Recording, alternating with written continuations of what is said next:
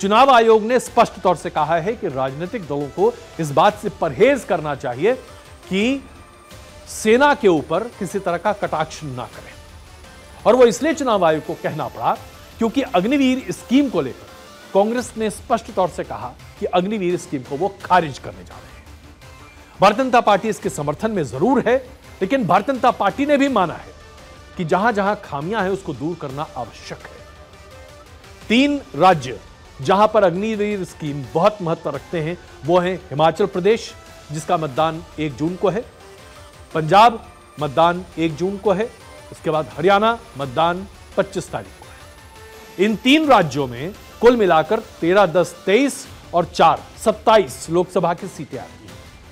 27 लोकसभा सीटों में इस बार सबसे ज्यादा चर्चा अग्निवीर स्कीम की हो रही है। और आप कहेंगे क्यों? वो इसलिए क्योंकि इन सभी 27 सीटों पर जो लोग हैं वो सबसे पहले प्रेफर करते हैं सेना में जाना। इसके लिए कुछ आंकड़े आपके सामने प्रस्तुत कर रहा हूं जो अभी आपके स्क्रीन पर आप देखिए।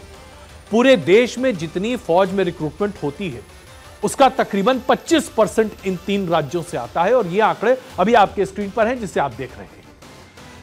जहां पर तकरीबन 50,000 भर्तियां हुई 2017-18 में, वहां पर पंजाब, हरियाणा और हिमाचल को मिलकर 11,000 भर्ती इन 3 राज्यों से। 2018-19 में 50,000 भर्ती हुई और आप देखिए यहां पर 12,000 के आसपास भर्तियां सिर्फ पंजाब, हरियाणा और हिमाचल प्रदेश से हुई। 2019-20 में तकरीबन 80,000 भर्ती हुई है फौज में। और आप देख लीजिए आंकड़े आपके सामने हैं, तकरीबन 19,000 भर्ती यानी कि 20,000, 1/4 भर्ती इन 3 राज्यों से हुई है साहब। अब आप ही बताइए कि अग्निवीर योजना का इन 3 राज्यों पर प्रभाव होगा कि नहीं होगा? आखिरकार यह प्रभाव क्यों हो रहा है? यह इसलिए क्योंकि अभी तक जो अग्निवीर के बैचेस हैं वो बहुत महत्वपूर्ण हैं।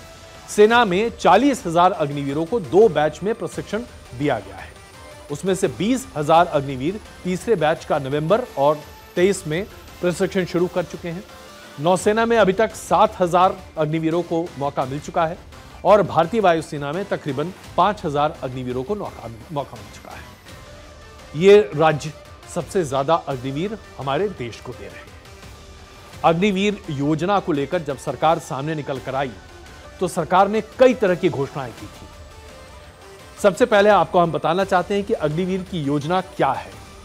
अग्निवीर की योजना में जो बात निकल कर आ रही है वो सबसे पहले इसकी जो पूरी रिक्रूटमेंट प्रोसेस है वो मैं आपको समझाना चाहता हूं ताकि आप समझ सके कि क्या है। फिर पॉलिटिक्स समझाऊंगा और फिर बताऊंगा कि आखिरकार कहां दिक्कत है। इस योजना के तहत 17 साल से लेकर 21 साल तक के युवा आवेदन कर सकते हैं। मेडिकल और फिजिकल नियमों का चयन इनके बेसिस पर चयन होता है। सर्विस की जरूरत के आधार पर महिलाओं को भी मौका दिया जाएगा। 10वीं पास करने वाले अग्निवीर को 12वीं का सर्टिफिकेट दिया जाएगा और फिटनेस और परफॉर्मेंस के आधार पर 25% अग्निवीरों को फुल रैंक के साथ सेना में काम करने का मौका दिया जाएगा। यह अग्निवीर स्कीम है। इस स्कीम के तहत 4 साल की आपको नौकरी मिलती है। इसमें जो बेनिफिट्स मिलते हैं वो क्या क्या है? बेनिफिट्स है कि अग्निवीर को सालाना तकरीबन 4,76,000 रुपए शुरुआत होती है। आखिरी साल में जो टोटल पैकेज है वो 6,92,000 प्रति वर्ष मिलने की पैकेज है, यानी कि तकरीबन आप मान लीजिए कि 50-55,000 रुपए प्रति माह मिलता है। इसके ऊपर से रिस्क और कठिनाई के आधार पर अलाउंस भी मिलता है। और जब आपकी पूरी सेवा हो जाती है तो 30% जो अग्निवीर हैं उनको मौका मिल सकता है कि वो आगे भी आए। 4 साल पूरा करने के बाद अग्निवीरों को तकरीबन 12 लाख रुपए दिए जाते हैं और इसमें इनकम टैक्स की छूट है। लेकिन इसके साथ साथ अगर अग्निवीर जो फौज में काम कर रहे हैं, अगर वो किसी युद्ध में या ऐसी परिस्थितियों में कुछ अनहोनी हो जाए जिसकी वजह से उनकी शहादत या फिर उनके अंग भंग हो जाए तो उनको क्या बेनिफिट मिलता है? उनकी मृत्यु पर परिवार को 1 करोड़ रुपए दिया जाता है। ये एक निधि राशि है। बाकी बचे हुए टर्म की पूरी सैलरी दी जाएगी। डिसेबिलिटी होने पर यानी कि अगर अंग छिन्न भिन्न हो जाए तो 44 लाख रुपए तक मिलेंगे और साथ ही साथ बचे हुए टर्म का पैसा दिया जाता है। अब ये अग्निवीर स्कीम है, लेकिन अब विपक्ष ने इस पर मोर्चा संभाला। विपक्ष का मानना है कि दरअसल हम अपने फौजियों के साथ इंसाफ नहीं कर रहे हैं। सबसे पहले अब देखिए राहुल गांधी ने क्या कहा है।